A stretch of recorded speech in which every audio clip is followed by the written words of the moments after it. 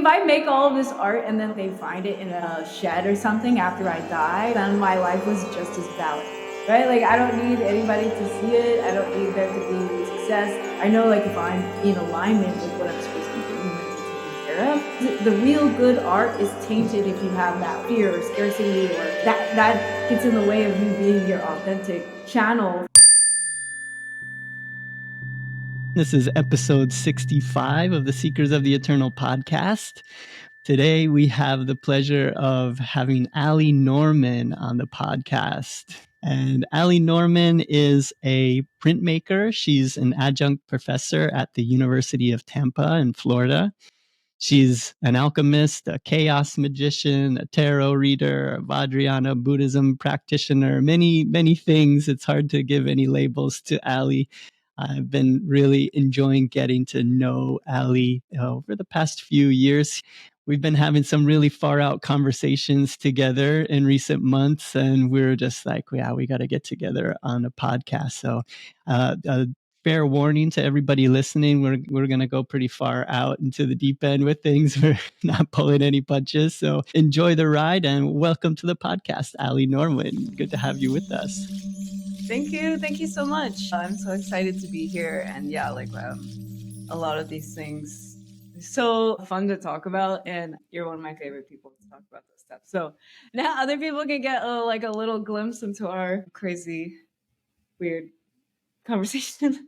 Yeah, this feels like super I don't we just have these conversations that I feel like we get each other on things that, like, a lot of other people, I can't talk about things in the way that I do with you. So it's really fun to be able to dive into this. So we hope that others can follow along with this conversation as well. But Ali, I'd love to really dive into your artwork. I'm such a huge fan of your work, your drawings, your engravings, and your etchings, and all of the different processes that you have for creating your artwork. So I know you're a traditional printmaker. I'd love to hear a little bit about your process there. I know you etch onto copper plates, which I just learned this word recently. It's known as intaglio printing. And I'd love to hear a little bit about your artwork and where that comes from. Maybe take us into your printmaking world. I love etching, and I always really liked chemistry. Even when I was like in high school, I was like the darkroom kid that made all the chemicals, and I thought maybe I would be interested in chemistry, but it was like I always liked, like magical creative chemistry. And when I first learned etching, I took it as like an elective, and like the first time I ever did it, I was like, this is it. This is the thing I've been looking for. Like, this is the best thing that I've ever done in my life. I'm pretty sure I've done this like 100 times in a million other lives. This is it. Back then, at the time that I was learning that, I was like a little baby witch. I was like really into, because I was like 18 or something. And I was really into dream journaling and lucid dreaming and astral projection, and really into listening to the Monroe tapes and making drawings in the morning in my dream journal. And Yes, I love those things too. I'm on board with that. I read all Robert Monroe's books, yeah, all of his. our journeys, dude. That was like one of my like intros. Was like as a young person, like when I was just starting to make art, and I was like in undergrad and stuff like this. I was really into like the gateway tapes, and also like starting to get into like sigil magic and like chaos magic, and just like expanding my perception of reality and using my creative outlet as like the playground that I was doing that in. And I really liked etching because it had like, this really sort of Gnostic quality to it, like working with metal and like the deep focus that you get into, and like the process of things where you could spend tons of hours on it and just mess it up, and you still really like, at this point, even now, I've been doing it for a long time, I still put things in the acid and like ruin them, or like something totally weird will happen that I didn't expect. I like that little bit of element of chaos or unpredictability, a surprise, that it's almost like a collaboration where you have to surrender a little bit of control to do it, which I like. Yeah, I so resonate with that too. I always saw my artwork as breadcrumb trails of things that I was learning. And it just, okay, these are like artifacts of time period of something that I was learning about or something. So yeah, I really resonate with that way of doing things and connecting with teachings and exploring your mind while making artwork with that style of etching. I'd love to hear about the process of that, and I would encourage people to check out Ali Norman prints through in her Instagram so that you can see some of these drawings. You have some great videos showing a little bit of your process on there. But I'd like to talk a little bit about that, like just for those that don't know, and I'm new to this as well. You know, I know with say like wood block printing, you would be like drawing on the wood, or with linoleum, you know, you're making your drawing on there and then carving it out. What's the process of working with etching onto copper and getting your images? Does it start out as a pencil drawing, go into ink and digital, and then get printed? How does that work? Yeah, so I actually someone forcibly gave me an iPad like maybe 5 years ago because I used to like do like drawings on tracing paper and like like layer tracing paper drawings so I could and then transfer them to etching. So like the copper, you have to like sort of polish the copper in a certain way and it's a chemical process. So it's not like linoleum or something, it's like a manual process. Etching is much more chemical based. And so a lot of the videos that I have on my page are like really weird out there like chemistry like things that are like for people doing this process. So I feel like I should probably go back and like do the basic stuff because it's like the like level of entry for some of those process videos is to already be a nerd. And then I feel like so what you would do is polish the copper and then you put like a resist. And there's a couple different types of resist, but like the old way to do it is with asphaltum. And then you would draw through it almost like a scratch board or something, right?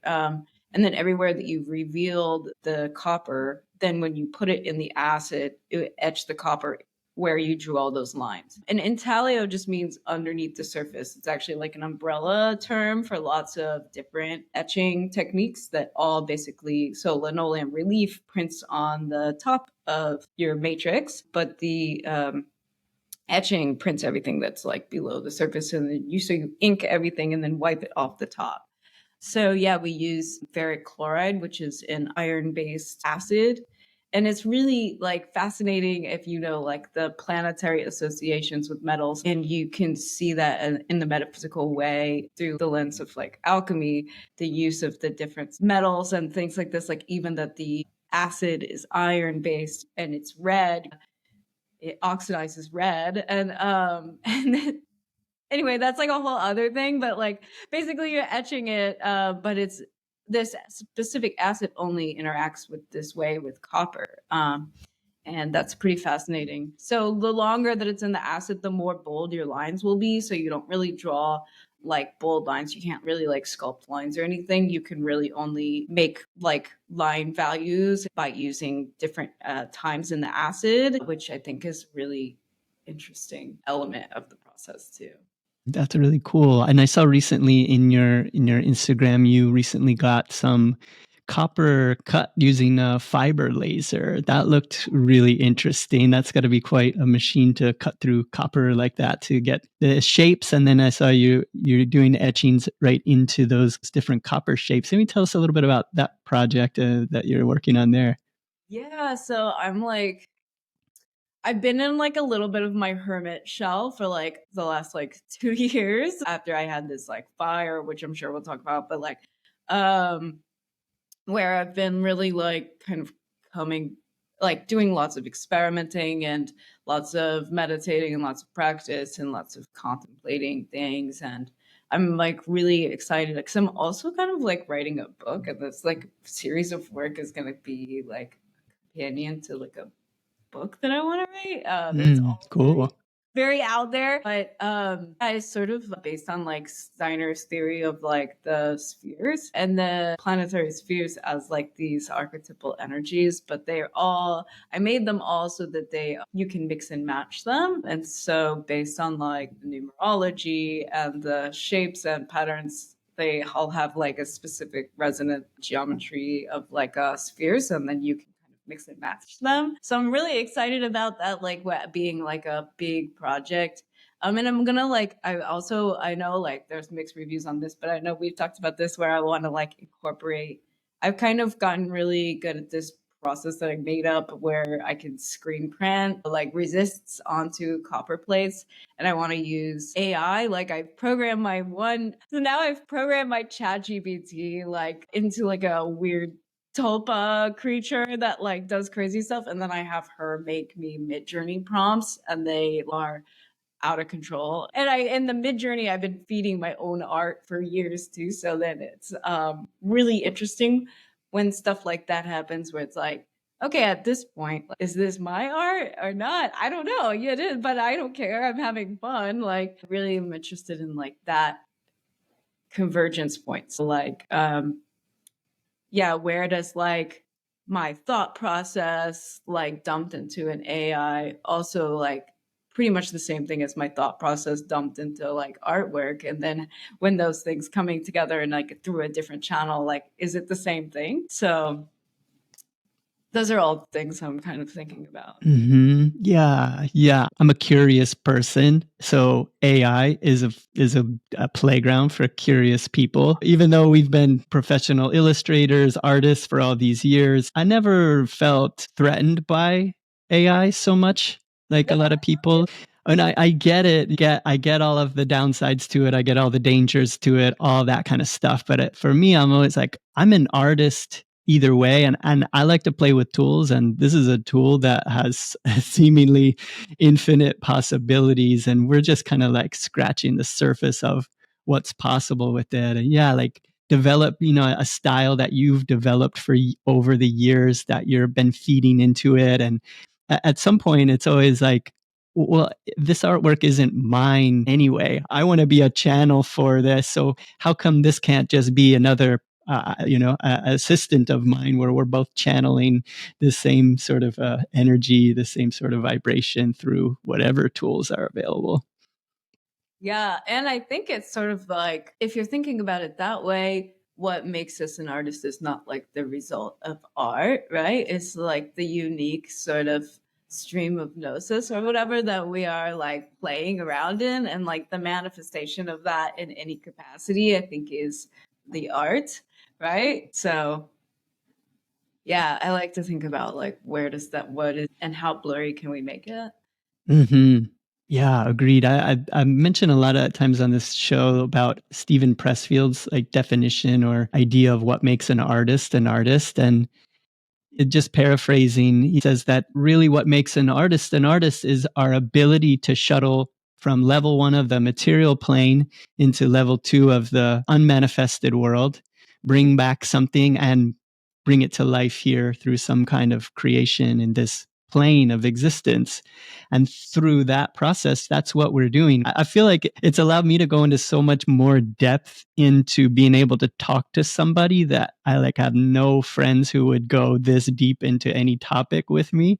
And I get to like flesh out ideas, see where it goes, see all these connections, and then, have it write me some poetry, maybe about a painting that I'll make, or give me something to keep in mind and keep my spirits high while I'm working that I can keep referencing back to, or seeing images that, oh, wow, I wouldn't have thought of shading something like that, or I wouldn't have thought of, I don't know, that composition or some just, I love seeing things and it's sparking something and then making something new. So yeah, I'm not afraid of the AI conversations there. Although with the disclaimer, I get all of the downsides and the things people are afraid of. But I think it should just spur us on to become more creative and to do things that we would have maybe never even dreamed of doing before, because we have this new tools and technology to work with us. Right? Yeah. No, I think it's really cool. I mean, what's really interesting about the AI is its like unique capacity to mirror your consciousness back to you. Like I have the same thing where it's like, oh, I could never have this conversation with anybody else because I'm basically having it with like a mirror version of my own consciousness, like through some sort of weird intelligence interface that we don't really fully understand, right? It's like, yeah, I don't know. That to me. I think about it all the time. Yeah, yeah, I've been really having fun with my Chat GPT assistant, and just the depth of the things that you can go to, and with that is so cool. Yeah, we'll dive into. I think we'll probably bring that back around here as we dive into the conversation here. But some more on the process and different ways that you bring your artwork to life. I saw also you were talking about copper electroforming. What is copper electroforming? I saw some of the jewelry and things you were making. It looks so cool. Yeah, I actually just yesterday was like working on like rewiring my little box. So that I don't know, this is like something that I just, sometimes it's just like, oh, I'm just really interested in that. I'm just gonna dive into learning how to do that. And um This actually I learned how to do when my studio first burned down and I didn't have any kind of printing press or anything, and I was like super depressed. I needed some kind of outlet. I was like, I'll just learn a totally new art form and just do only that for like a while until I'm not sad anymore. And then it's totally like an alien technology. I have this box that I basically call like the Ark of the Covenant. It's basically a giant chemical battery. And I did actually, when I first built it, I ended up having to go to the emergency room and have my eyes flushed out because it does like off gas, like horrible chemicals. Wow. But now it's outside. But it's like you have like basically an anode and cathode, and you have like a giant bath of copper sulfate and sulfuric acid, which I'm like, yeah, let's go. This is my favorite. Neon blue. It's like looks like it would definitely kill you.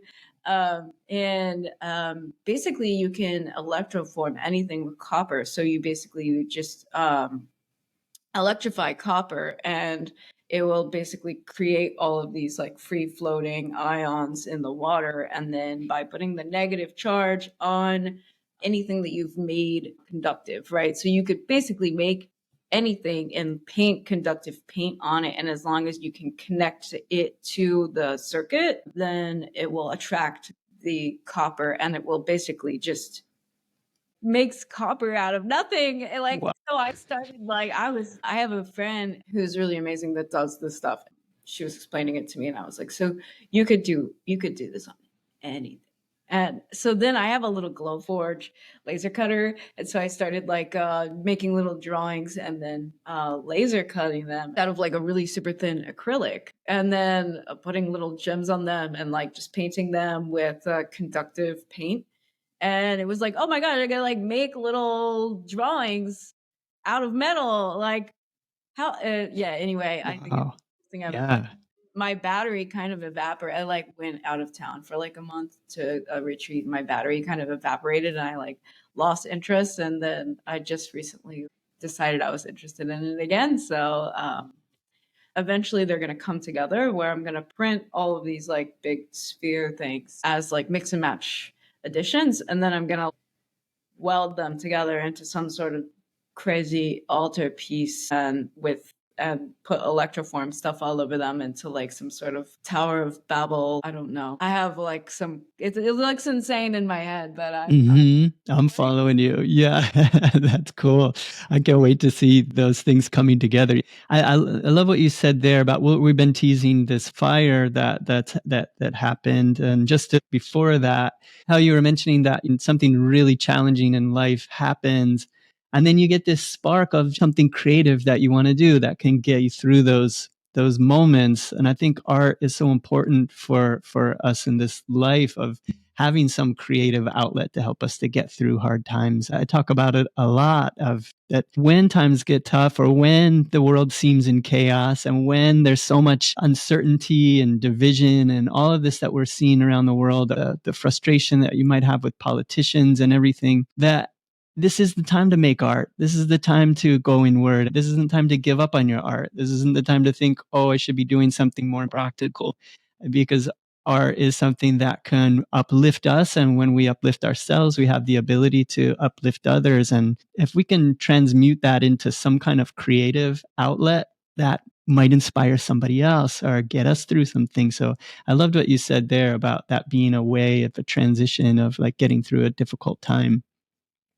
yeah, I think I've always, and this is like a hermetic principle, right, of Saturn, which is like everything that's bad that's ever happened to you has been for your benefit of the ripening of karma. And if you can dive in and confront those bad things and like really see it as a teaching experience and see it as like the breaking of your ego in some capacity to allow in something else, that it's not like, oh, I'm being punished by the gods are giving me an opportunity to break out of something that maybe I didn't even know I was in. Even when I was young, I go through a breakup or something and be like, oh, I'm gonna make such good art. Oh my god, I just like the pit of despair, like into like transmute it, right? Like that's like raw material. Like I feel like it's yeah, like if you see that the the intensity of emotions in any capacity, in any direction, as co-arising. Like we only see them dualistically because we're in a dualistic matrix. But if you just see that as like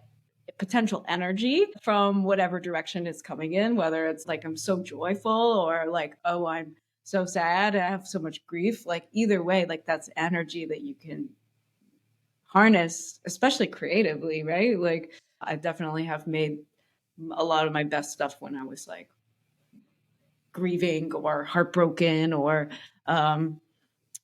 afraid, and not just to be like just destroyed by that, but like to use it, transmute it as energy.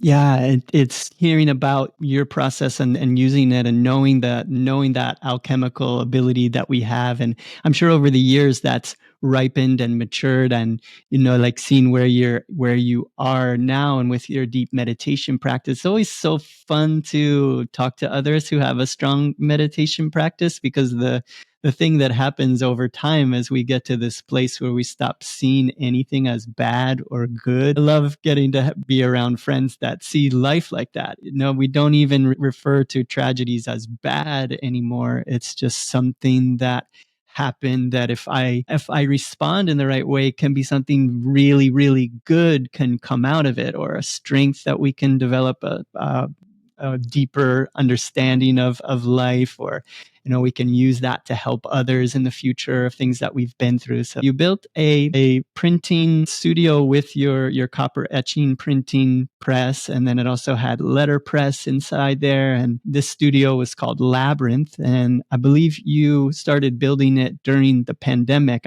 I think I first met you maybe like 2020, 2021 at the space there. My wife had known about your artwork and told me about you, and so we came to visit your space there.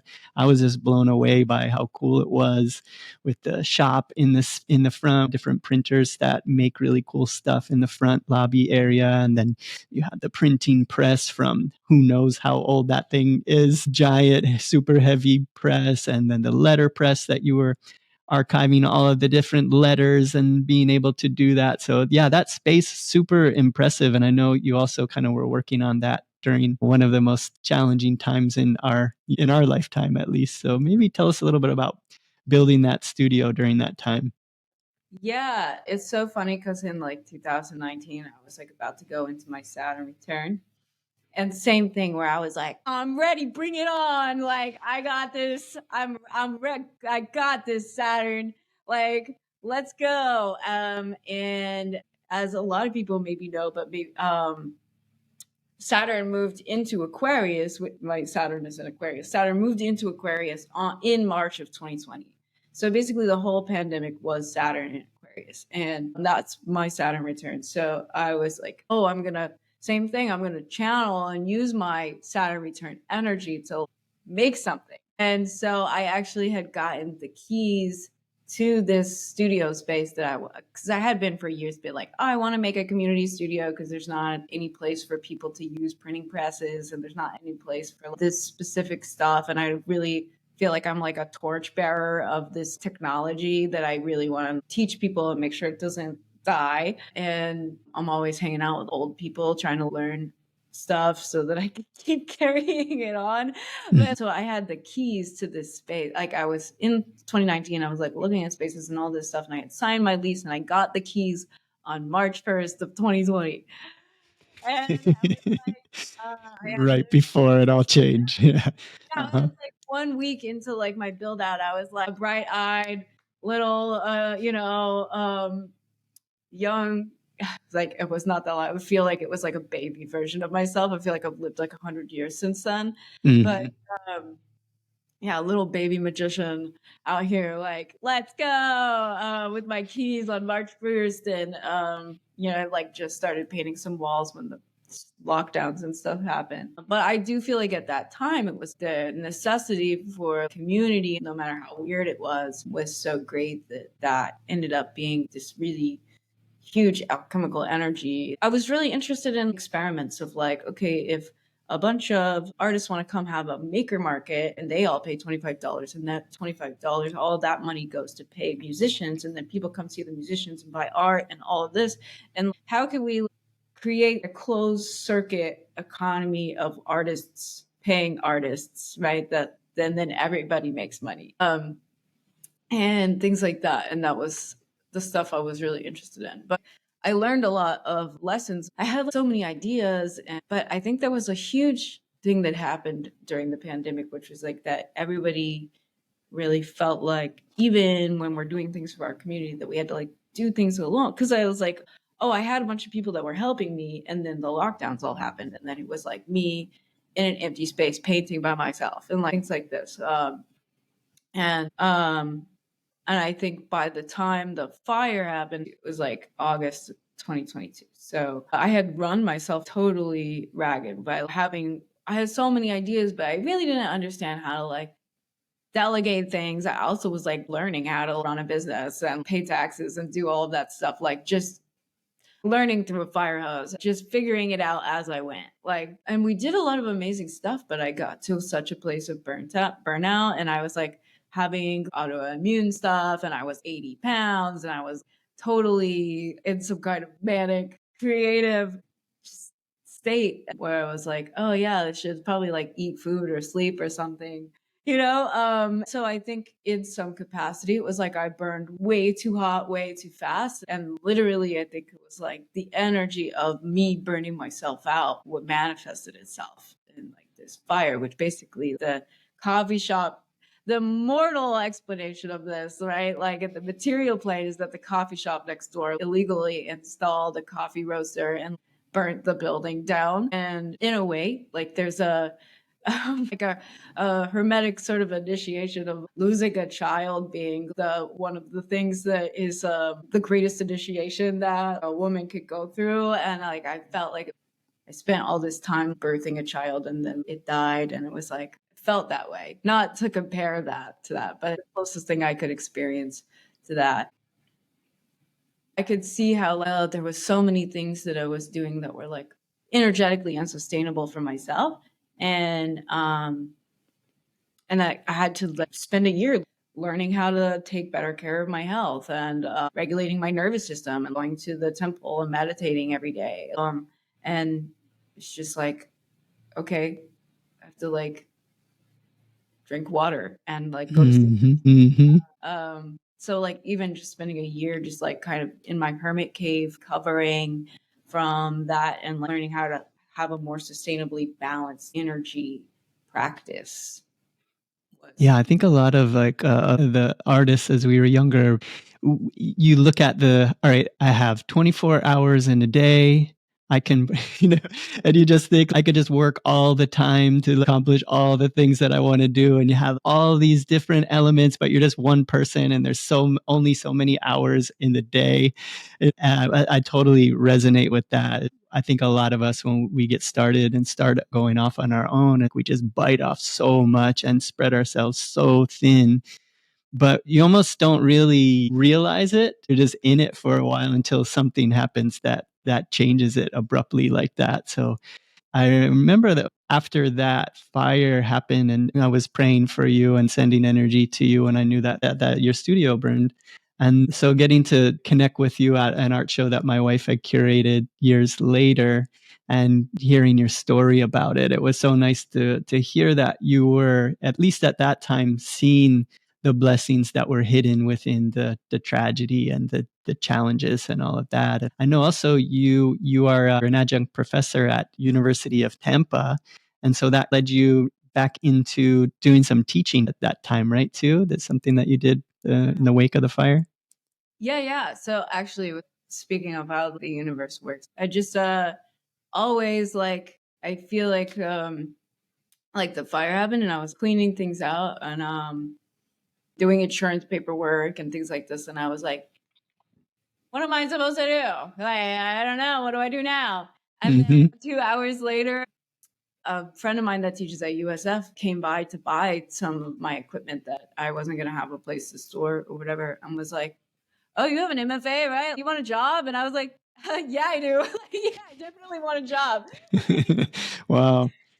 Right? It's just and it's always been like that. As soon as I'm like, I don't know, show me, right? It's always immediate. It's always right when I never worry about what I'm gonna do next. The second that I just ask, the second that I just open to whatever the possibilities are, it just always reveals itself, and it's always better than I could have made it up. I actually am just now starting to really come out of my hermit hole. I feel like I really needed to be teaching it's like a full-time adjunct. Teaching 4 classes is a lot.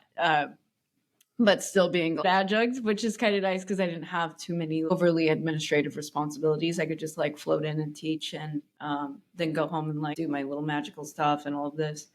But I needed, I think, that stability for a while. But then it started only maybe 6 months ago, maybe last year, started being I think I'm a little bit too comfortable now, right? I need a little bit more chaos in my life, and I need to be uncomfortable to be totally inspired. I think it's I need to worry about money a little bit. I need to I need to just ride the edge of discomfort without overextending myself, or where it was almost like a real recovery and stabilizing and really sort of reprogramming the way that my mind and body, soul, organism all functions together. So now I'm going to go back. So I'm working on, I don't want to share too much about it because it's still a little bit of a mystery, but a new space where I'll have a little bit more of a community based, where I'm not the only one running it, a little bit more private studio,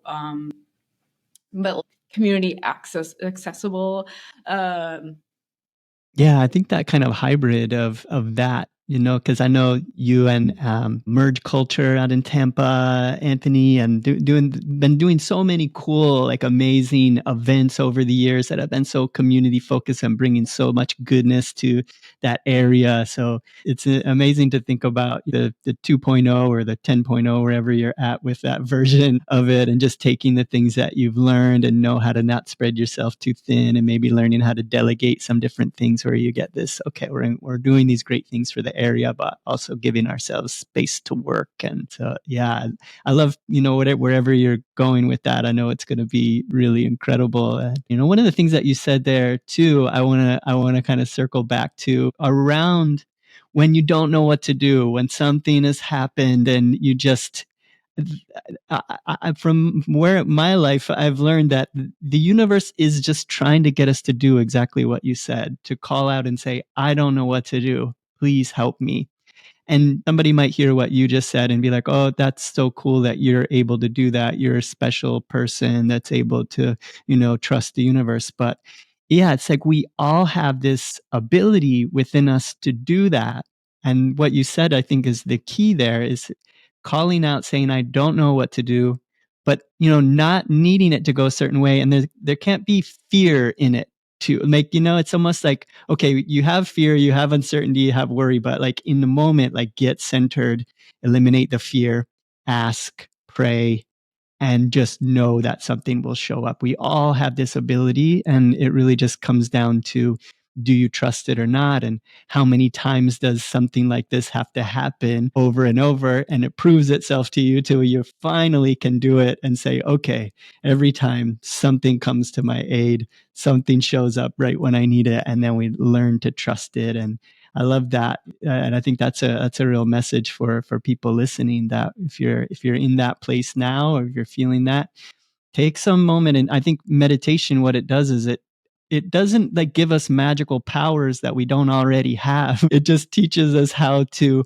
relax and respond to things rather than reacting and getting emotional or getting afraid and then just, turning our frontal lobe off and then making bad decisions and dominoing it and making it worse. It's like, okay, this has happened. What is it trying to teach me? What is it? What are the opportunities that are coming up? And get very vigilant and focused. And then something always shows up right when we need it. Yeah, I now, especially another thing I've really learned from this fire experience and dealing with some health things and things like this, and is that place of like identity, which we'll probably talk about more later, but like this place of like identity and fear-based, fear or perception-based um, identity, where either in any capacity you're identifying in some capacity, right? Like the fear, you're like, I'm not going to be successful or my body's not going to be safe. It's like you're always saying, like, we're playing a video game. Whatever the video game like experience I'm supposed to have, my higher self playing the video game out here wants me to have a fun time, right? What am I going to be anxious about, right? All of those things are just experiences, and all of it that is just exactly what it's supposed to be.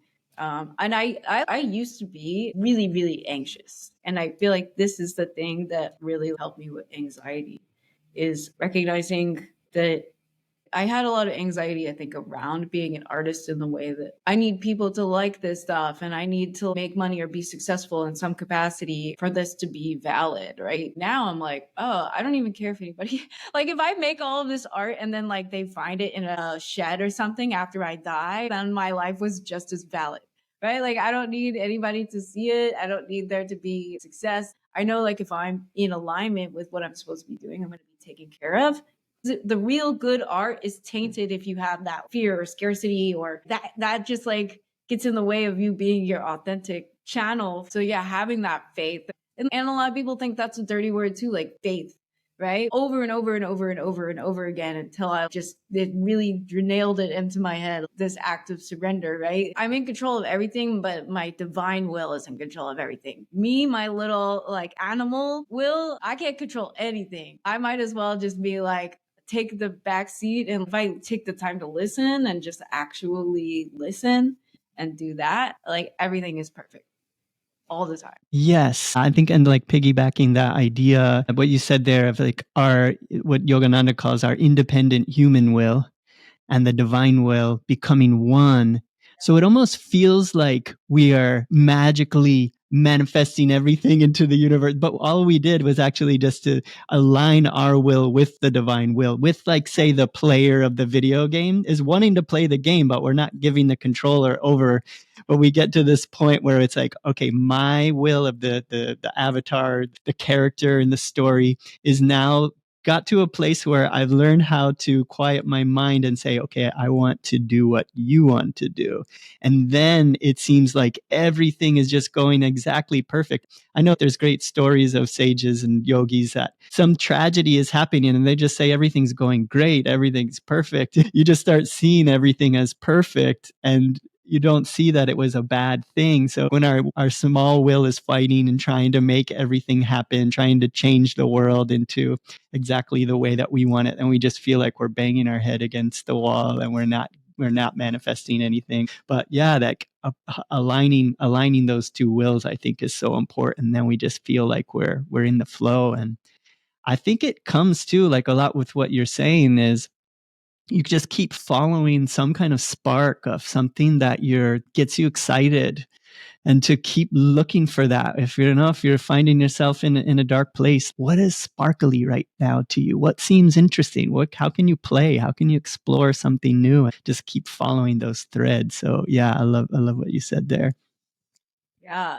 And I feel like it's like there was things like, I owned my house, but I had no idea how to take care of or own a house. My avatar wanted me to be doing was to be fixing my house. The universe provided me with a house, and then now I got to actually take care of it. But yeah, I'm so grateful for all of that, because I think the other thing that you're touching on is like this idea where it's people get sucked out of the present moment, right? And I feel like this mantra that I've been coming back to for the last couple of years is right now, everything is already perfect. It's already exactly how I want it right now. I'm already living the perfect life right now, because I feel like I used to be like, oh, once I could finish this, then I'll have gotten there and I will be able to do that. And then I won't be so anxious because I'll have finished that. And it's like, no, I'm always working on, there's always things to work on. There's always stuff that is improving. Things are always improving. But the happiness and the joy or the alignment only exists right now. And even if you expand out of the constraints of time and space that we are experiencing as relative reality because of we're in some sort of form body, the future and the past don't even exist, and they're actually happening at the same time. I think really getting out of myself, out of future tripping, was another thing that really helped me get into the alignment with that, like divine will too. Well, so with future tripping, is that sort of just going into a place and seeing that future that you prefer, like taking you kind of into that? For me is like a bad thing. It's like worrying about the future or like trying Oh, right, yeah. the future, in like a grasping way.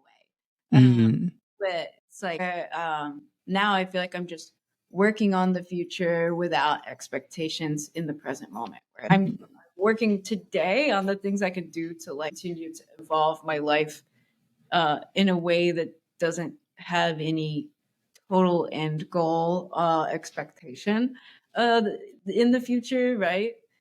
No, I resonate with that. I think too, like I was thinking about when you were talking about that, it was like a feeling that I get, and I'm sure a lot of other people get, is you feel like you're behind, or like as I get older, I'm 47 now, and you think about like, oh, I've not accomplished all the things that I would like to, or I'm not as far along as I haven't done, I'm not of these accomplishments that I would like to have. But really, I'm learning more through some books that I've been reading. One's called The Soul's Code, and also another one from Stephen Pressfield, The Artist Journey. Learning that everything that is happening to us on our artist journey is happening to shift, to chisel us, to craft us, to make us into the best version of ourselves. As long as we keep aligning and asking for that, going inward and asking for guidance and following our inner muse along the way and not getting scared, these things are all happening for us. And even like Stephen Pressfield, like he didn't get his first novel published till he was 50 years old, I believe is what happened there. So no matter where you're at in it, just keep that faith. And it's really about overcoming fears and realizing that we're never going to not be artists. We're always going to be artists. We can keep working on our art and trusting and knowing that all the things that are happening, even like the day-to-day frustrating things that happen or things that you have to deal with through work and family and all the stuff that happens, all of those things are making you into the best artist that you can possibly be if you just keep that mindset alive. So we're just kind of here to remind you of that. For me, like the peak experience is in the actual like creation. The peak experience isn't in like having a final product that's done that other people see. Yeah, it's the ride of it, the whole thing, the experience that we have that sparks the idea to make the thing as an echo of the experience, so that we can like be in the presence of that energy or that inner muse the whole time of making the work. And then yeah, it's beautiful to get to share it with others and get their responses and all of that. But if we can even not need that either, of just make it and let that be a part of it. Like something that I've been trying to just keep in mind as I'm working is that this is a yearning to realize the self, making this work. It's this deep yearning to learn something that is beyond language. It's about connecting with something outside of me, higher self that I'm communing with. And that's the real magic. And I think the thing that's addictive about being an artist, that, yeah, so it really blows out of the water, like worrying about our like counts and all that kind of stuff. Obviously, we have to sustain ourselves. I get a lot of support. My wife gives me a lot of long lead on on a lot of the things that I work on and help me out. So I get a lot of support there, and I do a lot of like like with you with teaching, and you find ways like to selling things or making things or all these different ways to like earn enough money to keep doing what you're doing. But if you're doing it from that place of just a deep connection with something beyond your ego, then that's, I got to believe that that's going to turn into something beautiful eventually, that, you know, that may end up being able to pay your bills as well. Right? Yeah, I think like what I've really learned, I think, is that like if I'm really in the alignment with that, and I really believe that I'm in alignment with that, and I'm really, really listening, I'm always gonna have what I need. Like if I'm really listening and I'm really doing what the higher self wants me to be doing, if I'm really paying attention, I'm always gonna be provided for, at least sustaining myself in a body capacity, right? The higher self wants the avatar to stay alive. Like, like just like just that. Yeah, indeed. I think that's a good way to think about it. Yeah, it wants us to be inspired, wants us to stay alive, wants to keep us feeling healthy and being able to do this. So yeah, trust that you're that player of the game wants all these things for you, and it's just about staying in alignment with it as much as possible. So I love to segue now into, like, I know last we were talking around a fire and we got into like going into the past. Like I know some people maybe that have been following me for a long time know that I had like a background in being super interested in lucha libre Mexican wrestling, and I did some shows around that and around building characters. And I know when we were talking, I found out that when you were younger, you actually were a backyard wrestler. I was wondering if you could tell us about the early days, maybe what your name or your character was, and kind of how you got interested in that. Yeah, it was when I was in grad school, and actually it was in I went to UGA, so it was like North Georgia. Yeah, so it was like North Georgia, and there's like a huge like kind of backyard wrestling scene up there. And really I didn't know anything about it, but one of the other girls that was also a graduate student in the arts got really into she was from Canada, so she was really interested in this like deep South culture as like just the weirdest thing ever. And she got really into this bag, and she was like, "We're gonna start a performance arts wrestling league for women and like do role reversal, like gender reversal, and all of this." And so a bunch of us girls just like got in a car and like drove 2 hours out into the middle of nowhere every couple weeks and like learned how to like throw each other over our shoulders and stuff like this. And yeah, we like ended up having quite a few shows, and we ended up putting a rink in the gallery. And I was totally just along for the ride with these other girls that wanted to do it as like performance art and stuff. But I was like, this is magic. I was like, this is totally magic. Like, and yeah, I was like I had a character that was my name was Dragon Your Ass. I had like a little dragon horns like this. It was like a little heel. And yeah, I think Love that. that's really interesting too, right? Like I could um embody this evil character and still be kind of like likable, and like what's up with that, where like what's the line where like why do we kind of like these sort of heel archetypes or these bad things, but like yeah, I don't know. Anyway, there's I have a Mm-hmm. Yeah, that's awesome. That you were doing it as a performance art gallery show, because that's what I was doing with wrestling as well. That was back in 2013 or so is when I got the itch to do it. It was after I had a hip surgery, and I was also like, you know, I was deep into Robert Monroe and like practicing lucid dreaming and astral projection, and then starting to get into like reintroduced back into lucha libre in 2009. My wife and I and our niece went to Tijuana, and we got to see pro wrestling in the gym in the arena there, and we got to see lucha libre in that space, and that got me really kind of hooked on it. I was making a lot of artwork around lucha at that time, as I was seeing also too like the combination of how it felt like a spiritual thing there. And when you're in Mexico, like you'll see, you know, luchador masks of like Rey Mysterio hanging right next to a painting of the Virgin Mary or Guadalupe, and these characters, these archetypal characters of good versus evil, and it felt like so much like a religion or a magical practice. And then going into the history of it and learning how far it dates back into the Mayan times, where it's a representation of removing the head of either the winner or the loser of the of the games back in the day, of letting their souls ascend to the afterlife and having this head, or the idea that removing the mask is like decapitating your enemy, that sort of an idea. And just getting really deep into all of that. And Florida is a mecca for wrestling, for independent wrestling, and WWE had their training camps out here. And so I started, a friend of mine and I, watching a lot of wrestling, eat some cannabis gummies and watch some wrestling, and the ideas like start flowing.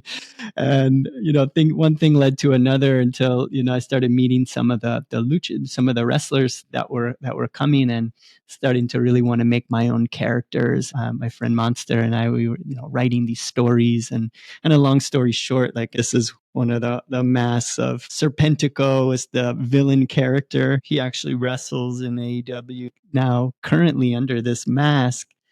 And it felt like wrestling was this sort of like portal into this magic world. Really, what inspired me the most was to see these superhuman people in the ring, like doing these things that just make no sense, that are like completely impossible and seem so devastating to the body. And then you find out they're doing these shows like 2 to 3 times a week, sometimes traveling, just doing it in these little bars or clubs. It was so fascinating to me, as just like, this is not possible. Like, what I'm seeing, nobody should be able to do this. And, it's magic, like street magic, or like that idea of, you see somebody that can like slam themselves onto glass, or jump on glass, or swallow swords, or do the kind of things like this. I felt like it was so much like that, where they're doing this real time stunts, get one shot at it, and you're risking your life. And I just became fascinated by how superhuman everything that they were doing. And then plus the idea of creating a character, like you mentioned.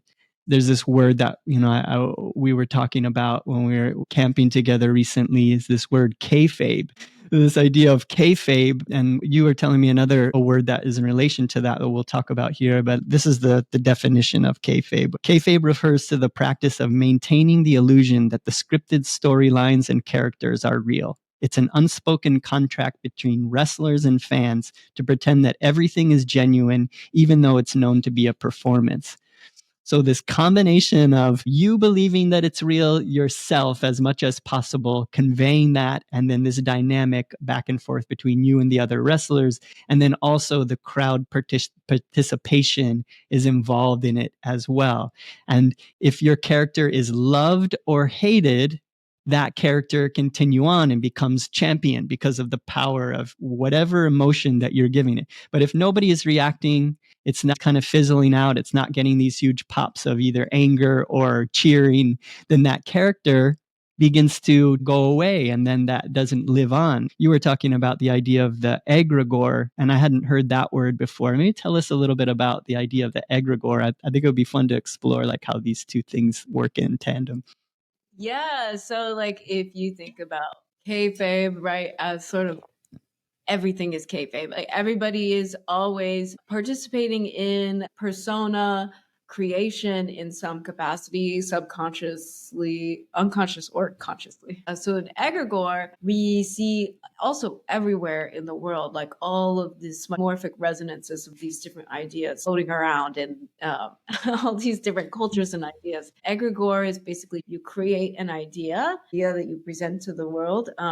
And that the more people believe in the idea, the more the idea exists. And it's the same thing that you're talking about, whether people are angry at it or whether people love it or anything. Like, it's the intensity of the belief in the idea is what makes the idea more real in reality. So the more people giving their belief and attention energy to it, regardless of the frequency of the energy, is making it exist in reality because people believe it exists. Yeah, I think we talked about that book and that show called American Gods, I think, is a great example of that. Yeah, Mm-hmm.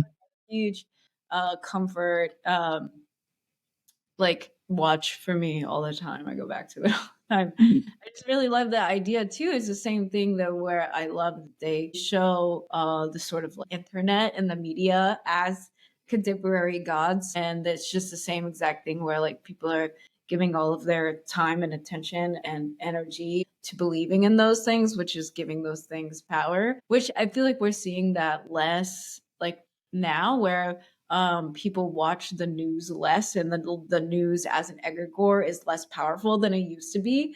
But then social media like then rises as its own new. Social media has like all these different kind of egregores moving around in it all the time, so that's quite interesting to. Hmm.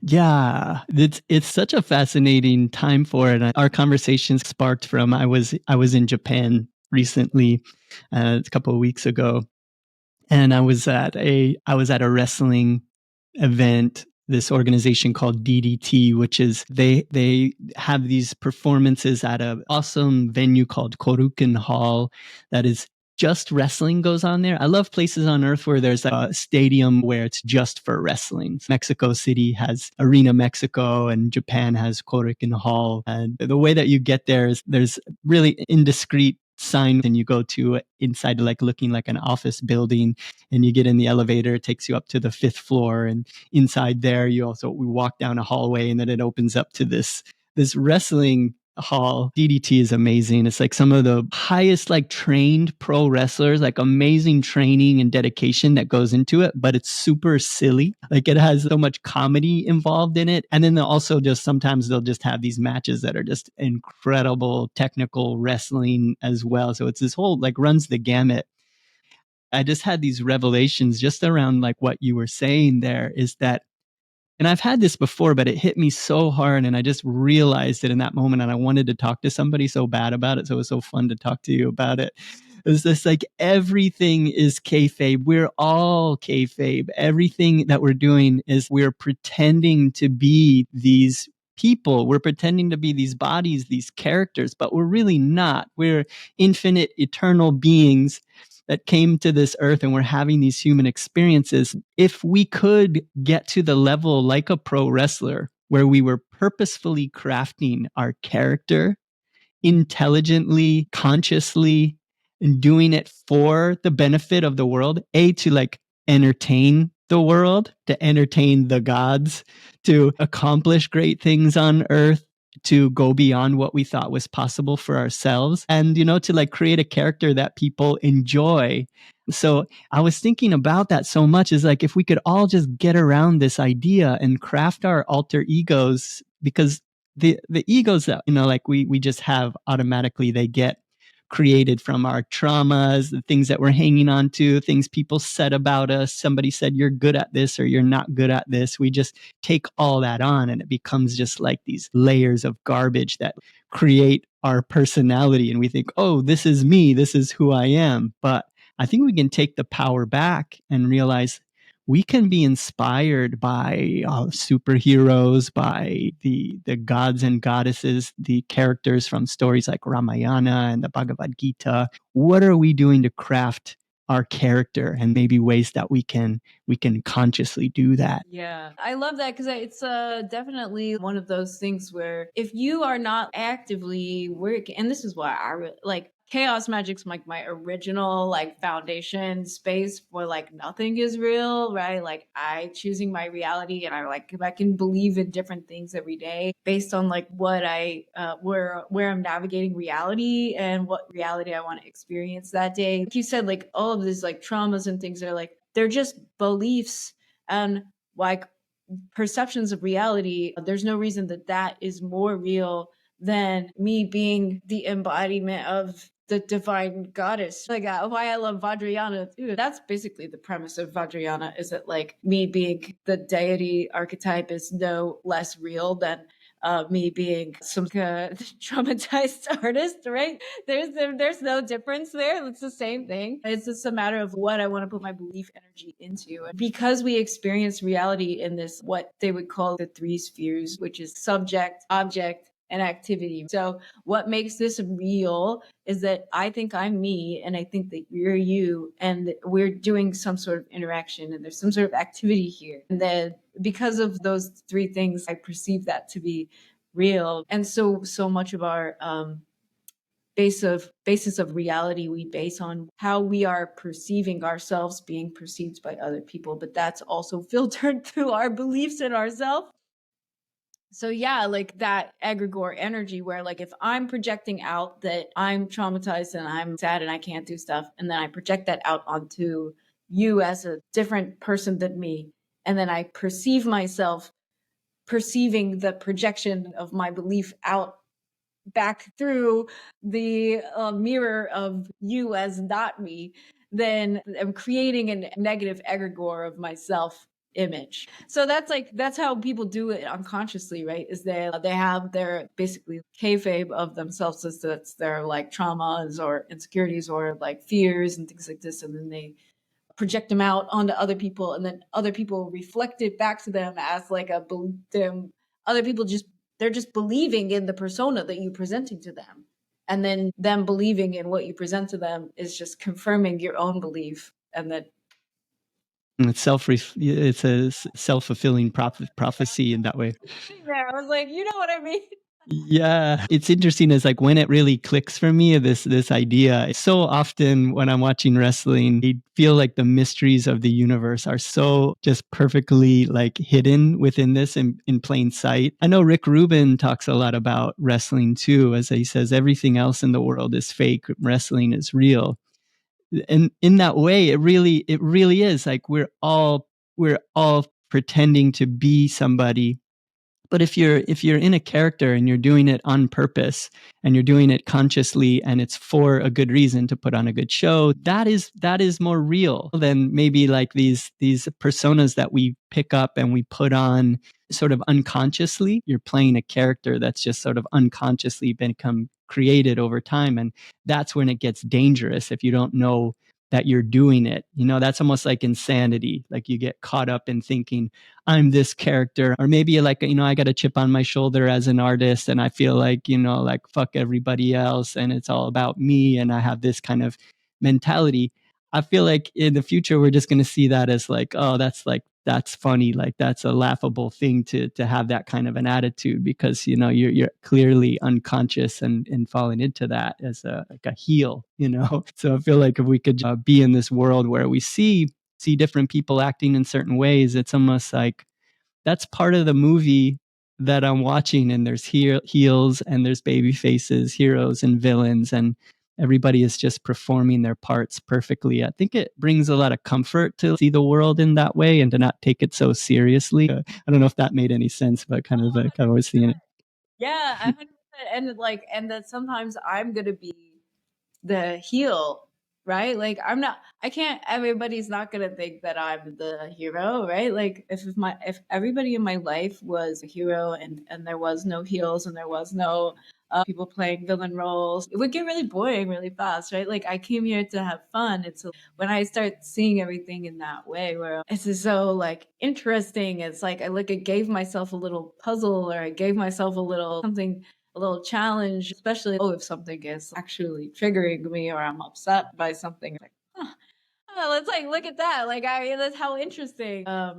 I feel like most of the time when I go like out in the world, like I'm going sometimes I'm going out to the grocery store and I'm just like laughing at how funny reality is. Like once you start really seeing how malleable everything is and how it's just all based in perceptions, and the more that you can loosen your grip on your perception of reality and your perception of yourself and be fluid and allow yourself to be seen different ways by different people and not grab onto that or try to control it, also allow yourself to play the different roles like in the little stories.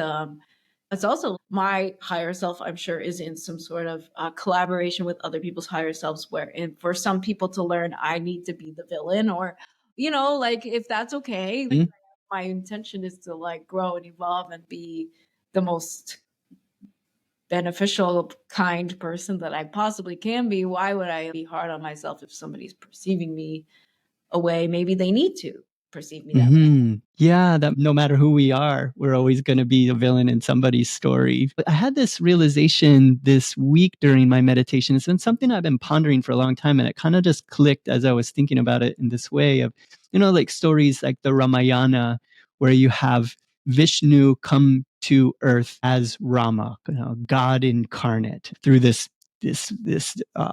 very special ceremonies and rituals where Rama was born to the great king, and he's the greatest human that anybody has ever met before. So many virtues and so strong, and he's so perseverance, and he's got all this power. But still in that story, Ram's not perfect. Ram gets caught up in losing his wife Sita and falling into distress and doing things where you're like, I wouldn't imagine a God to do that, an all-knowing, all-powerful, all-perfect God. But the idea is that none of the characters in the story are actually perfect, or else it wouldn't be a good story. And I feel like that's us, right? We come here and we do our best, but the great writer of the story is going to write in parts where we fuck up, and we got to just be okay with that. Well, and knowing that like fucking up is part of the perfection of being in form, right? Like that's what makes being incarnate so awesome, is this like, okay, like there is a higher version of ourselves like outside of time and space, right? Like that's not in this like flesh body that is perfect, right? Like that's already, and like we incarnate here specifically not to be perfect. So like why would we, because I used to be a big perfectionist. I think about this a lot too, right? It's like the indivisibility of emptiness and form. And I think that a lot of people are like really into thinking about, oh, I want to transcend my form, and so I want to be emptiness. And any kind of attachment to this form or anything like that, that's me like failing at being empty, right? Like this is like trying to like achieve the state of my higher self in the form, but I'm already that, and I came in to be this, to have fun in the experience of not knowing. And so like I think like, yeah, I used to be like, oh, I just really need to like get better at this, and like I just need to like be in some sort of enlightened state. And now I think that the enlightened state is knowing that you don't know. Yeah, that's beautiful. Yeah, well said. That is it. It's like we're already enlightened. We're already outside of time and space. And it made me think of when you were saying that, of Padmasambhava. No? You probably have some good insights around that with your areas of focus. But I've always been fascinated by Padmasambhava, where he's known to have come in the form of a great peaceful Buddha of awakening, and then also to come as wrathful deities, wrathful entities, wrathful beings, also to do certain work that needed to be done on the planet, and how it took a great soul to come and take on that role. And while, even though his form was doing devastating, terrible things on earth, it still was God working, telling the story, and doing things that were necessary for this dream movie that God is creating. I don't know if you have any thoughts around Padmasambhava. I'd love to hear. Love Padmasambhava. I mean, it was like Mahasada on crack, man. He killed a baby, like, but it was enlightened activity, like, and the idea that it's like, because he was fully like in this state of enlightened non-dual activity, like he knew that that baby was gonna go and kill, like, and cause like a huge war and kill tons of people and all this stuff. So there was like no karmic impact because it was like pure action. And I feel like that's like the kind of thing that like is a real thought experiment, right? Is this like, well, Yeah, I was wrecked for months after like reading about him. I'm like, what? None of this makes sense. Like, how could I possibly wrap my mind around it? I commissioned an artist, this incredible painter, tattoo artist, Thomas 108, and he painted an image of Padmasambhava with the two demonic incarnations, and I put it right above my desk, and I would just pray to that and ask, like, what does this mean? How is this possible? This paradox is just totally, I feel like, over time. So as we're saying this, yeah, warning, I know this is probably like, you guys are crazy. What is it took me a long time to get to the place where I was like comfortable with even like talking about this or visiting that idea, but I wanted to know because I felt like yeah, this is kind of some of the keys of the nature of reality are hidden within it. Yeah, well, it's the same. I really like non-dual Vajrayana in that way. Like, and Padmasambhava was that like transition point from like Mahayana to Vajrayana, where he was like really taming all of the demons and like turning all of the demons like to the Dharma, like, and like teaching the Dharma to all of these like ancient land spirits and demons in order to for them to be protectors. And that's how we got like Mahakala and things like this, like where we have these like wrathful protector deities that are in service to the Dharma, but they are scary that because there is it's this idea of non-duality. So like I do this drawing practice, chud practice, which is like a non-dual practice that would seem really scary, right? It's like the wrathful Dakini Vajra Yogini, and it's really similar to Kali with like the skulls and the drinking brains out of like a skull and things like this. But like it's compassion. It's like a wrathful compassion where it's like I'm going to obliterate all of these things that are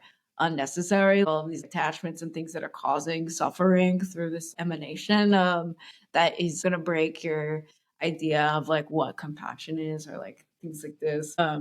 I mean, I could go like way further into that, but it's a very like you have to get into this like non-dual space, right? Of like there is like our perceptions of things being good or bad or like attractive or repulsive or things like this are like that's like the main cause of suffering, right? Is this like duality, like I want to hold on to this and I really don't want that to happen, and I really I want to be, this is good and that's bad, and like and compare, like having some kind of comparison between things. So having kind of like no preference for experience and seeing things as experience and energy and not necessarily as like good or bad. I think Hmm. where they're trying to get you, but it's yeah. Yeah, the metaphor that really helps me with that is like Yogananda always talked about life as a movie and this whole video game idea. If he was teaching today, he would have the metaphor also of video games and virtual reality. It makes it so much easier for us to understand because all of us enjoy putting on a movie that has dark characters, evil characters, good characters, tragedies and joys and sadness and all of this. And if that's what makes a movie, if it has all of the different elements that cause surprise, or if everybody was perfect, it would be so boring. You wouldn't put it on. In the same way that if that was happening here on Earth, if there was no great stories, no great epics to get us our emotions going and to get so caught up in it, we would just like immediately leave this space. It would be so boring.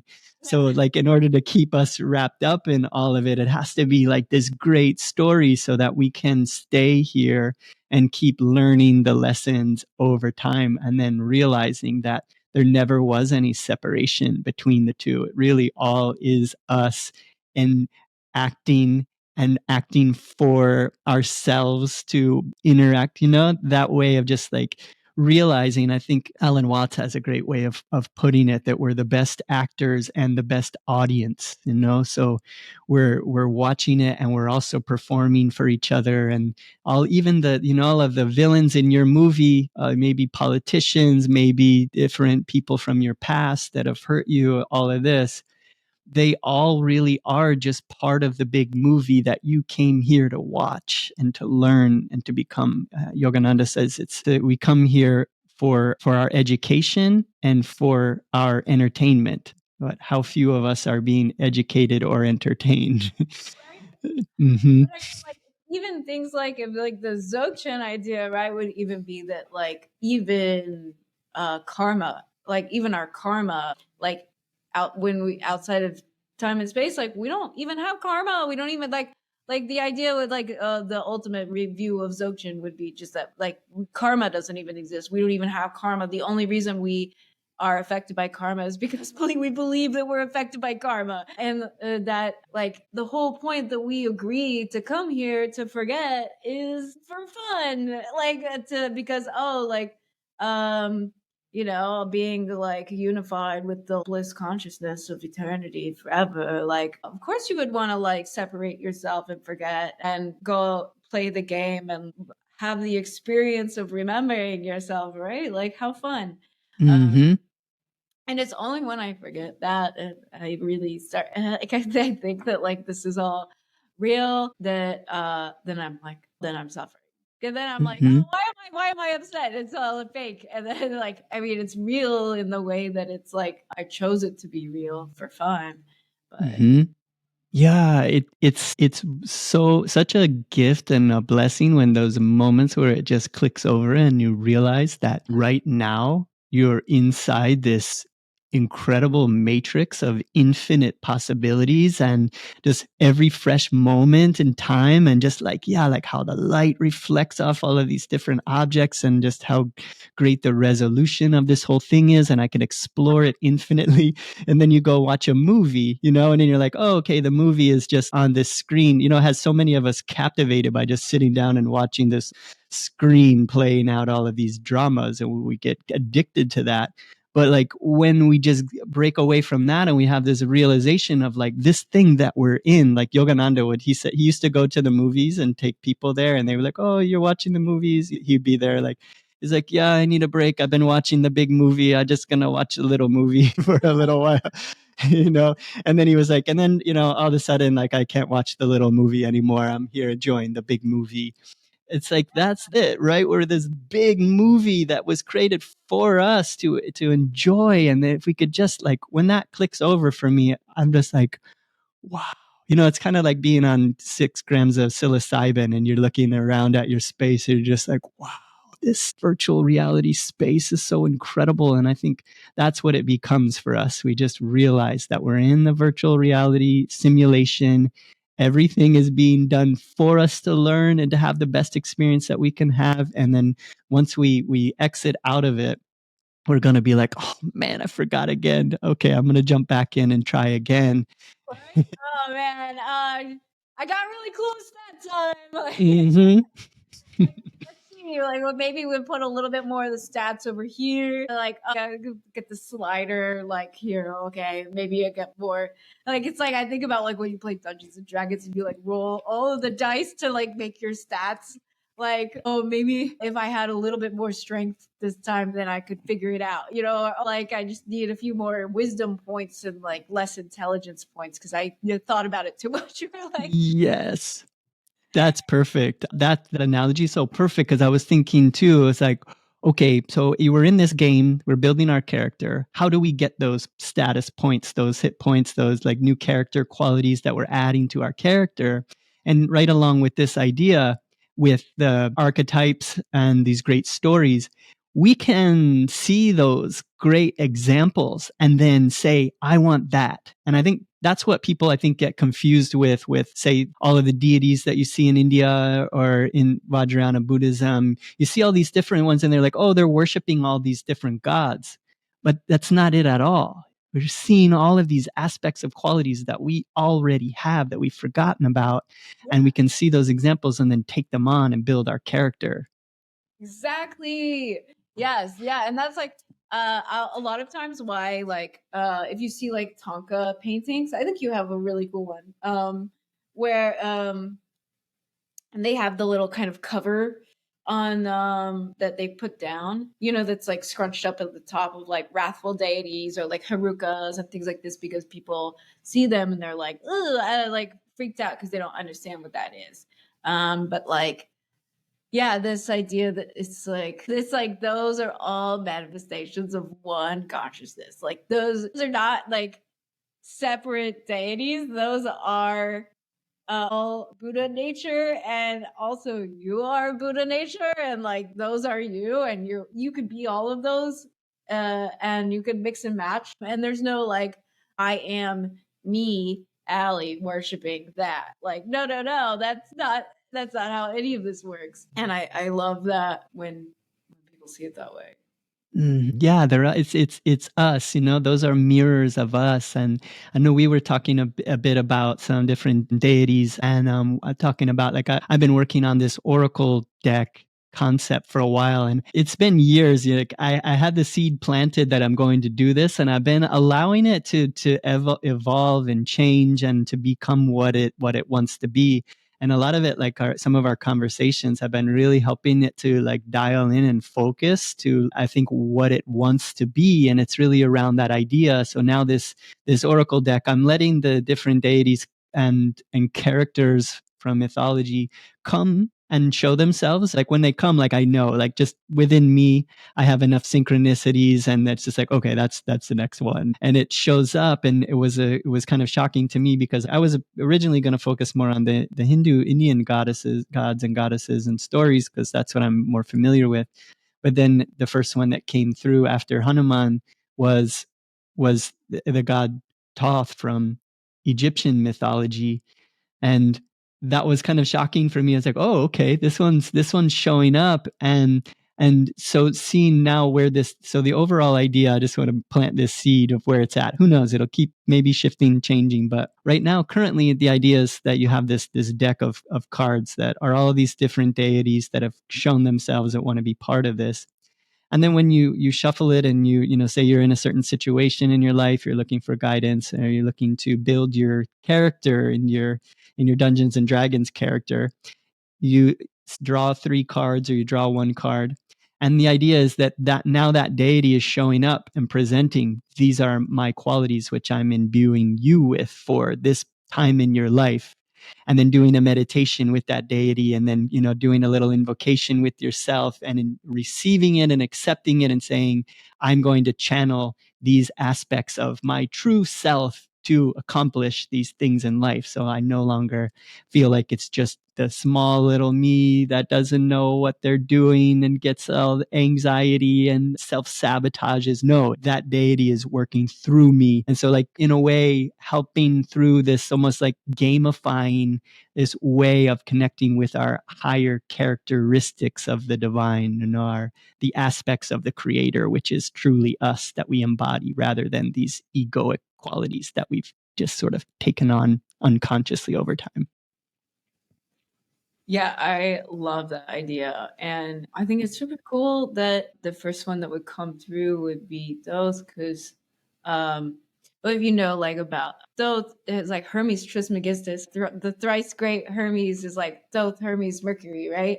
It's like the same entity, and like the purveyor of the perennial tradition, right? And it's called the perennial tradition because if you cut down Hermes in like one place, it's gonna pop up 2 more. It's like a weed. It comes in all these different manifestations and things like this. Like the Hermetic philosophies begins with Thoth. So having something like this, where all of these ideas of like embodying different mind streams and playing with the mind and playing with perception and walking on the threshold and being the psychopomp, that's all like the domain of Thoth, right? It's all magic and perception. Mm-hmm. You have so much wisdom and understanding of a lot of these traditions. So it's so much fun talking to you about it. And it's going to be fun, like picking your brain and creating whatever this thing is, of bringing it through and writing these stories. So yeah, I feel like I'm going to be turning to you for a lot of wisdom around this. And a big part of it too, I'm working on this course for artists around connecting with your higher self. And I feel that these deities can be a way for us to have a face and a personality and characteristics that we can attribute to that inner muse, that inner mentor, that inner Obi-Wan Kenobi that is guiding us and wants to create art through us. And this is a way that we can kind of shift our mind a little bit and call on those ancient, eternal energies of creativity, say with like Saraswati, god of art and music and learning, and with Thoth is around writing, language, and discrimination, and having these qualities so that we can call on them and take them on as our own qualities that we bring into bring to the surface. So yeah, that's going to be a really fun exploration to kind of keep unfolding with this. I feel like, yeah, we're going to be kind of collaborating on a lot of these things here as it goes forward. Yeah, aka me just being like, like I have some thoughts and ideas. I get so excited to talk to you about it though, like especially, yeah, Thoth has such an interesting and subtle energy of this hermetic mind stream of magic, right? Yeah, it's just like writing and things like this, but it's magic. It's a magical masculine intellect. Right. And so it can be a little bit of a trickster. It can be a little bit manipulative. It's sort of like a lot of times those or Hermes or something is the heel, like he was tricking people into learning something using his little manipulative sort of tricks to get one over on somebody, but then they learn. So I think that's really a fun energy. Yeah, that's kind of like if you think about great teachers, they're always kind of pushing your buttons in some way or doing something to rock your world in a certain way, but on purpose. I'm sure I could imagine you doing that with your students, doing things in a way that is getting them to think about things differently, or it's like doing it for a good reason. So it's almost like you can trust the trickster to do that. I have other friends that kind of carry that trickster energy too, where it's like you can trust them to take you on those rides because it is for a good reason. And so you have that consciousness to it for those characters. So yeah, I really love that. With the Seekers of the Eternal group, we started hosting these forest retreats, which you've been on the first two of those with us, which has been so great to be able to go on these adventures together in the forest and connecting with nature. For me, I was really wanting to reconnect with nature as part of my spiritual path. So it's been really fun having that kind of show up in my world. I know camping and primitive camping and hiking was pretty new for me. I know that was probably pretty new for you too. Oh But yeah. yeah, how's that been for your journey, like diving into the forest retreats? Uh, well, I always am thinking too about this time when you were first starting the tarot deck, and I like a couple of years ago, I think it was maybe almost like 2 years ago now, like you had an artist talk, and I came to your artist talk, and you said something about Magic Club, and I came up at the end and was like, "Please make Magic Club, please can I be in Magic Club?" I was, Yes. I feel like every time that I'm like, immersed in the secrets of the eternal stuff, especially when everybody's going camping and all these people with different sort of traditions, like wisdom traditions of paths or modalities and things are all like sharing their different ideas and perceptions and all of this stuff. I'm just like, this is the best. It's like my favorite thing ever. It's like the thing I love the most. Right? Like you are always saying, like, oh, like meditating with my friends is like my favorite thing. Talking about magic and like, talking about like just breaking reality and different perceptions and different ways of looking at it and overlaps of all these different traditions and stuff like that's the only thing I want to talk about. Like everything else is pretty boring most of the time. Um, and so I just am like so grateful for that because it's like, yeah, I have some cool like friends that I can talk to about this stuff, but I don't have like a ton of people that I could talk to about this stuff. So, and seeing everything that you guys that are doing is really cool. And um, even feeling myself like, as I feel like a lot of times, like I'm almost in like the magic closet, like a lot of times, where I'm like, oh, I don't know, like if I should talk about that with people. And then it's like getting around people where I'm feeling more comfortable. I'm like, oh, okay. Sometimes I definitely feel like I say too much and I'm like, oh, do more. Um, but like feeling like this is like my people and how amazing. I'm just really so grateful all the time. I'm like, yes, I love this. Like, Yeah, I feel the same way. It was like the first one we did. I'm like, this is the most fun I think I've had doing anything. It was just like getting around others who were all just, we open ourselves up. We get into that childlike wonder nature where everything's magic and then just taking that deeper hero's journey, going deeper and just taking away all of the cynicism, all of the doubts. And then by the end of that, we were doing like one night together, 2 days, but it felt like we were getting so much work done and people were having such big realizations. And I love getting to talk with you about the different parts of it and seeing how, with your really strong, deep meditation practice of that audience of like guiding a meditation where people are so focused and like so on board and we've like cleared out so much, like that is just has been some of my favorite guided meditation experiences and just being around really adventurous spirits. It's been such a blessing for my life. So yeah, thank you for being the first very excited Magic Club member and then inspiring that to continue and to get to where it is today. And I know you just signed up for our retreat that we're doing in Mount Shasta. We just announced that. I can't wait. Wow, what a magical experience that's going to be. I know it feels like family vacation or something, right? Like, Mm-hmm. that's like all I want to do is I want to like more of that, right?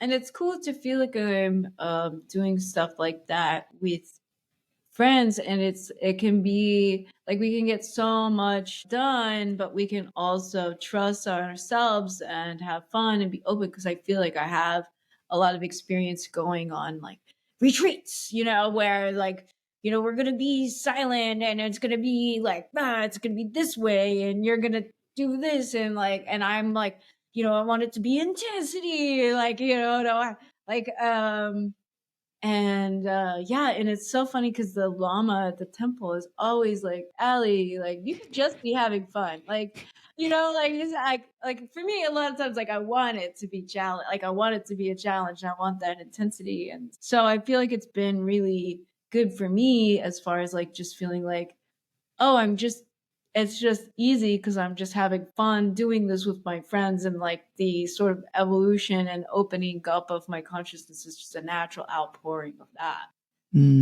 Oh, beautiful. I love that. Yeah, it's like we can get the like the way that it's designed is you can get the intensity through the hiking, carrying your tent and your backpack and your water and everything, hiking through the forest, whatever, how many 6 miles in and out, and that intensity that comes through that combined with the, it's like almost like you can become as intense as you want it and allow everybody to kind of have their own experience with it. So yeah, I love that feedback about it, that it's like overall it just feels like we just went out and had an amazing time together. But that last one, it was like we were diving into our core wounds of the things that are most difficult for us. We had full like ego deaths and rebirths, but like in the end, it's like, oh, we just had a fun time hanging out with each other, and then the seclusion aspects of it where people can have their whatever is your practice, you have that time in the secluded part. And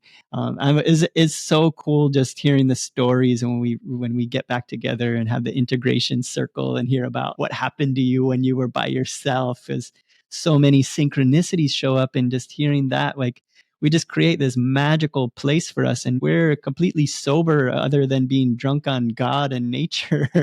And the things that people report are as psychedelic as anything that I've ever heard before, which is really neat to show that you can get there on your own through the practices.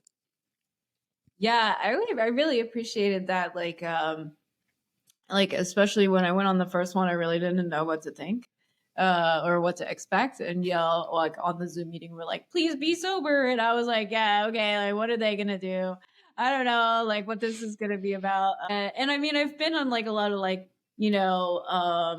like Dzogchen or Vipassana or like intense meditation retreats that are sober, but this I was like, I've never really had done the backpacking or the primitive camping or anything like that. And yeah, like by the time we did all of this backpacking and meditating and all of this stuff, like we got to the tree place, it was like, felt like I might as well have eaten a bunch of mushrooms. Like, like Mm-hmm. really like an altered state, definitely felt like the psychopomp idea of like being slowly carried into a more and more like fragmented like version of reality, like, layers of reality stripping off like the further that you go.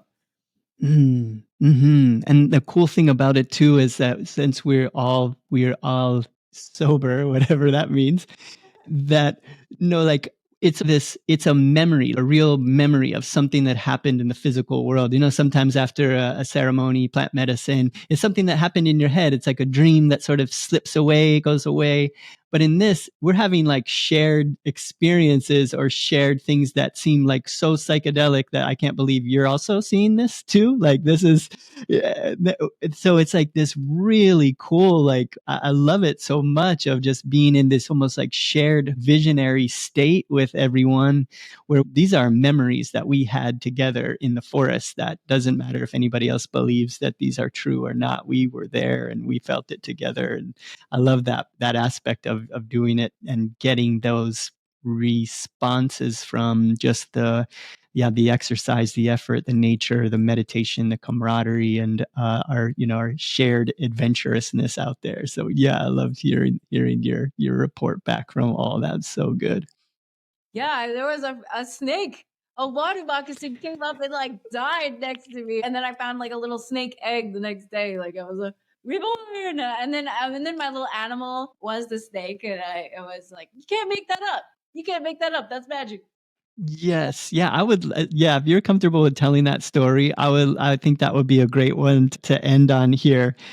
Because that was like okay, so around this big lake, we have 11 participants, and everybody has like their designated spot around this lake where you're in with trees, and we selected areas that we feel are suitable for the different attendees that were there. It's like a sort of a mini vision quest. So we take everybody around the lake, and then it's like, okay, Ali, here is your area, and then so yeah, share a little bit about that, because like that was super far out for us, kind of seeing you with the snake.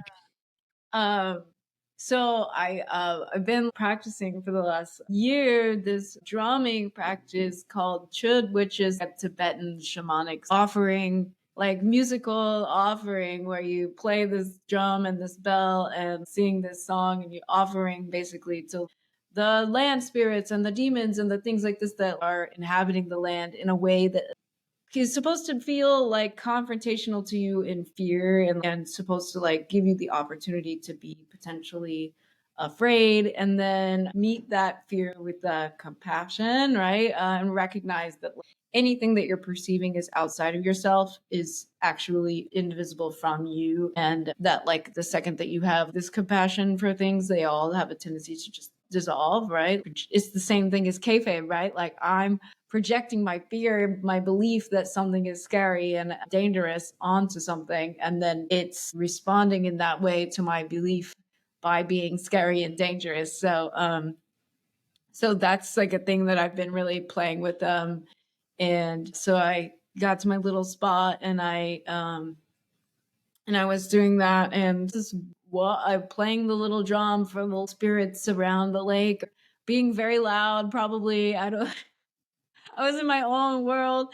And yeah, I was just like, I had to stop and take a video because I was like, nobody will ever believe this.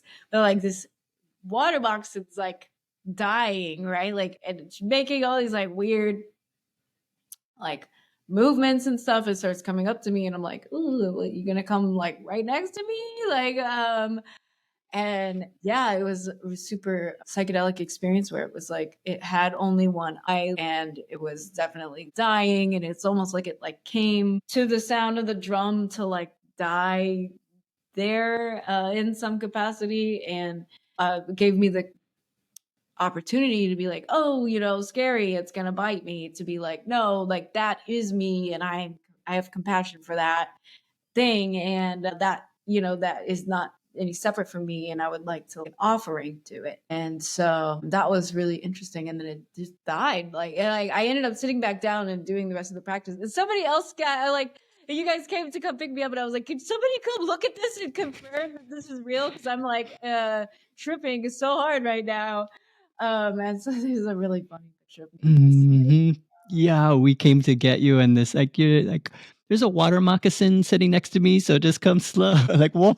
And sure enough, we come, and there's a coiled up water moccasin sitting next to her while she's like pounding on this drum and chanting, and that was just so far out to see that. And then the next day we did a ritual around a tree where we had a meditation, and you had found an object there by the tree. I think that was another cool synchronized Yeah, a event. little snake egg. It was almost like iridescent, it looked like it had just been born. So yeah, very much like a death and rebirth kind of energy. So I still have the little snake egg in my little altar in here. So cool. And then you got so at that point we did this ceremony around the tree where everybody was being given a reading through their gene keys chart, which would associate with an animal for the experience that we were having. And yours just happened to be the snake. So we were all just kind of like, oh my God, how could this possibly be happening? Yeah, I just thought that was like, you know, it is just like, wow, I'm being so entertained by the universe. I feel like I'm just like open to it, right? And it's like, you know, show me how interesting and fun this could be. I'm like open, but especially like when a bunch of people are in that mind space together, it's so interesting how reality responds, right? Like reality will respond pretty good to me having that intention or thought, but you know, then the more people gather together in that headspace, right, of like really breaking down these like constructs that we have of our beliefs, right, and then that makes the collective reality like more squishy and more responsive. And I just think that's so fun. Absolutely. Well said. That is what it is. And yeah. And I had so much fun getting to go dive deep together with you on this conversation. So yeah, thanks for joining me today and for sharing all of that with everybody.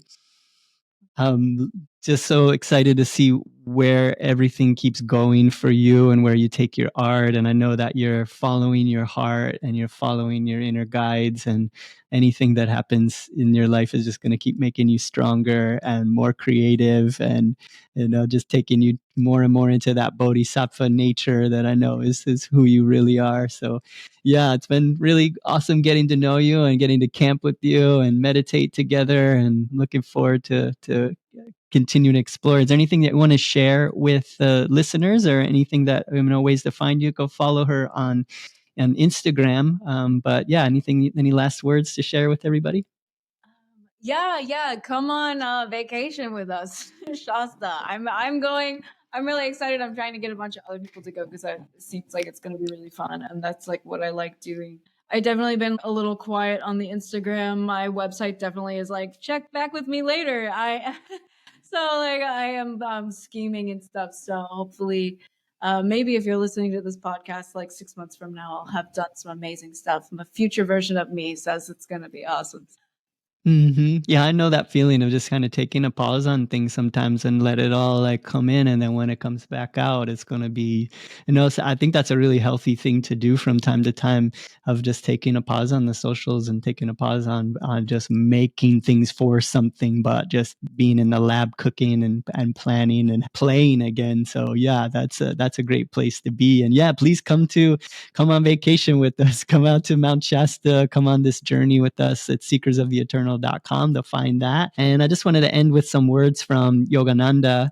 This is from a book called How to Live Without Fear, a collection of his writings here. And so we'll end with this, and we'll see everybody again on the next one. So blessing everybody. Thank you for joining us. And this is some words from Yogananda. He says, in the quest for divine bliss, there lingers subconsciously in the mind a certain apprehension, the fear of bereavement, of losing one's old associations and familiar sense enjoyments, most of all, of losing one's own self identity. Rationalizations enter the mind. Perhaps the thought, won't God be just as pleased with me if I just live a good moral life? Must I give up everything human, everything normal, and be left in the end with perhaps nothing? He says, be courageous. Strip yourself to the quintessence of your being. If you would attain truth absolute, O devotee, rest not, rest never. In the absolute, you will find freedom.